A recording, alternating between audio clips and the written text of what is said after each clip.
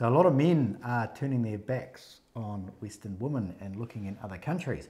Not necessarily Eastern Europe, but that is one place, but other places like Southeast Asia and South America. And I've watched a few of these channels in the past, and they sort of say the same thing. They're talking about the passport bros, right? If you want to use that term, that if you're not dating women back home in your own country, don't even worry about thinking about going to another country to date women, because if you know getting no action here, you're going to get no action there. Really? I thought the passport process is about going to different countries. Yeah, it is. But what they're saying is that if you're not getting any dating options in the West, when you go overseas, it's not going to be any better. All right, that's what they're saying. So, and I have some disagreements on this, and my main disagreement is it's such a broad statement. Yeah. You know, you need to extrapolate out of that. Why is the guy not getting dates? So that's what we want to talk about in this video here, is if you haven't been on many dates in the last year or 2 years or 5 years or 10 years in the West, what are your chances dating in another country or dating women from another country? Okay, so stick around. Subscribe to Telegram.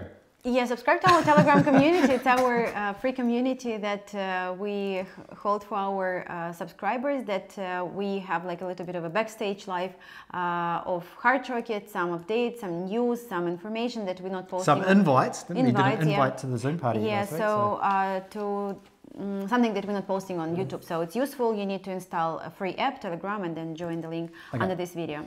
So yeah, the topic that we're going to discuss, it's triggering, I think. It's like for the guys, they're thinking, what are my options? Because we see more and more guys who are doing with us strategy calls, reminding you that it's not a sales call. It's like to find the best strategy for you, and not always it's becoming our clients. Sometimes we advise very different strategy. So they are lost because he said like, I don't want to date on the West. It's like one thing that they don't want. And another thing is that they can't. Why they can't? Well, okay, so undateable in the West. Okay, so when people say on these channels, or these influencers, they say, if you don't get dates in the West, you're not going to get dates anywhere. So we need to think about why they're not having dates. Now, what they're referring to, I believe, is that a man that is possibly out of shape, no money, it's the extreme of what a man should be, right, in the bad way. Then I agree with them with that. I absolutely agree. I believe that you may have slightly better options, but generally speaking, attractiveness is worldwide. You know, in most developed countries, attractiveness is on the same level as most things. Okay, and so if you're not going to pay attention to how yourself. you look, how you look, you know, your hygiene, even how you dress. Your teeth, your hair, like, and everything. Yeah. And this point, like a lot of guys argue and they say, you know, like, but I'm not very handsome man, or like they start to compare somebody to someone. And you know, everybody is unique. But if you are very overweight, if you are not really taking care of yourself, if you like eating junk food, if you like, even unfortunately, sometimes we do the guy booking a call, and even the way he presents himself to us, like that's it, like that's the end of the story. Then of course, like you do not have to expect that you go to Ukraine, for example, and it's a third world country, you know, and then like you will date like a very hot lady there. No, but there's another huge pack of guys. Yeah, I'd say the majority. I would say the majority, which is strange that these other, you know, thought leaders in the space don't address that. And that is that it is difficult to date in the West, right? And we speak like a good majority of our clients aren't going out on dates every week, are they? They either gave up. Well, they either gave up, or the opportunity is not there. So the exposure is not there to meet women. And you think about it just for a second. Let's say you're 47 years old, you don't have kids, and you want to meet a woman and you want to have kids. You have a business where you employ all men because you're an engineer. The only woman that you really interact with is either family members or like extended family members or friends' wives or the office girl, you know, depending on how she looks, you know. But you can't go, like it's just not practical to say, okay, I don't interact with any woman. I work 12 hours a day. Where am I going to meet women? One person suggested to me one time a good idea is to go to the gym, and that's a terrible idea. You join a gym, you go to the gym, scoping out chicks that you can speak to, ask them a question when they've got their headphones on. You're just going to become that guy at the gym. I'm not saying it can't happen. I'm sure it's happened like millions of times, but it's definitely not a good strategy. So then you have to say to yourself, well, in order to get exposure to women, it's related to how much effort you're going to put in. For example, if somebody held a gun to your kid's head and said, you need to find a woman to date in the next 3 months or I'm going to pull the trigger. Of course, you're going to go and do that, right? But how much effort are you going to put in? Like, what's the motivation to actually go out there and do it? And sometimes the effort that is put in is not worth the reward, because you may end up with a woman, it doesn't work out. You know, you spend all this time doing it, right? So the thing is the exposure to women. You don't have exposure to women, and that has got nothing to do with whether or not you are desirable or not desirable to women. And that is the biggest problem, because what's happening is that, like, our clients, they call us, they live, for example, like, he live in a house, like working very well, but we have that's one a start. That he actually lives in a house as opposed to living where? Like under a bridge? No, like, I mean, some apartment complex or something. Like, usually, like, everything in the US is very spread out. I got you. And so the thing is that in Europe, it's so much easier. You just go and you're already in a city center, or you go, you already communicate with some people. On the West, it's different. And if you go, like, even if the guy go to some diner to eat or something, so there's always the same people from his community that he has no interest in. And we even have, like, one guy, like, very good guy, very, you know, he's working, younger guy. And, like, he's, like, not problem, but his thing was that he, at the age of, like, whatever, 15, his parents put him in a boys' school.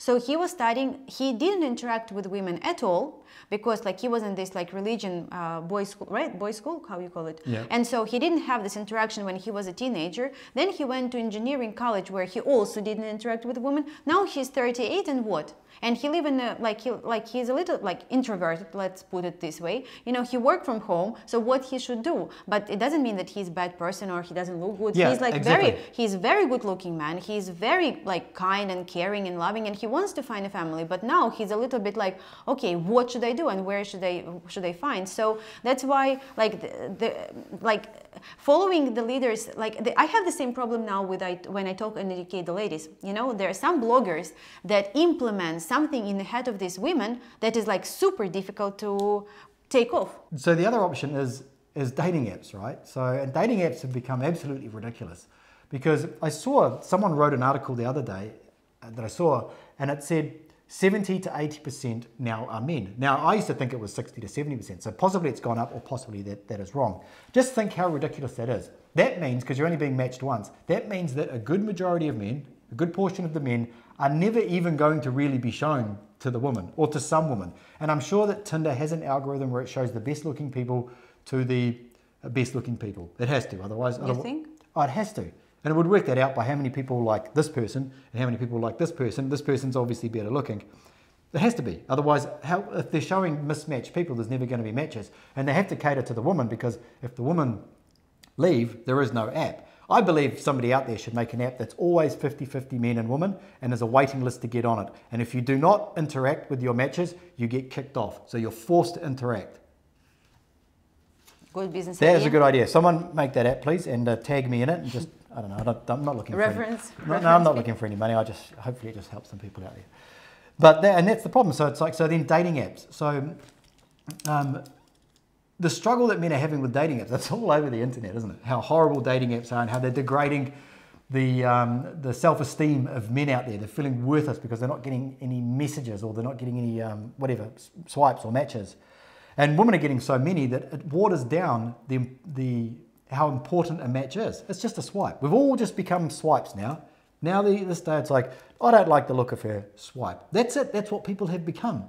That's how worthless people are. And again, I will refer to my educational program for the ladies, that now when I talk to them, like, because of course they're looking for men, they want to find, and like the lady, like, recently interviewed her, and she said, like, Luba, and she's very cute, and she said, like, Luba, I have no problem going on a date. Like, there's literally no problem to go on a date, but there is nobody who wants to create a family. And, like, I'm 37, I want to create a family, I want to have a child and everything. So, like, that's why I do believe in Western men and Slavic ladies. Like, I believe in that values, and I believe that they are good for each other, because men want, like, our clients especially, they want to create a family, and the ladies doesn't need to worry. And that's why the apps doesn't really work. Like, if you want, like, to have one night stand, or you want to just go out, like, of course, no problem. Or like, for the ladies, you know, I don't know, free dinner, even though in Spain it's like, you know, everything, like, some guys say, 50-50 and etc. So like, it's possible, but to find the right one, you need to actually think about that. But also also exposure. You know, I think that the problem with the dating app, or not even dating app, is that like even if the guy is meeting a lady on the West, like it's so difficult to meet that they meet one. And then like coming to our previous video about how to find best woman, you need to have multiple options. You need to have variety of ladies to pick from, right? Yeah, and it's an advertisement for who you want to be perceived at. I saw someone made a short video, and it was actually a Russian woman, but I think she was a comedian, and she was saying to all the guys out there who put photos, and it's flashed up photos, and it said, if you're in first class on your Emirates flight, of you flashing your Rolex watch, standing in front of a Lamborghini, and then underneath in the comments section it says no gold diggers, and she says, who are you hoping to attract with those photos? And it's true, but the opposite of that is a woman who's like lying on a bed in lingerie or has her ass out, and then it has not looking for sex. You know, yeah. It's like what are people doing on these apps? You know, what are they advertising out there? They're trying to get the attention, right? To see, and I think for a lot of it, I think especially for women, in fact, probably mostly for women, I would say that a lot of it is just validation. To know whether, because basically you can put it on your phone, and it's an app that you can look at that's going to tell you if you're attractive or not by how many men and how many swiped you. How many matches or messages that you've got.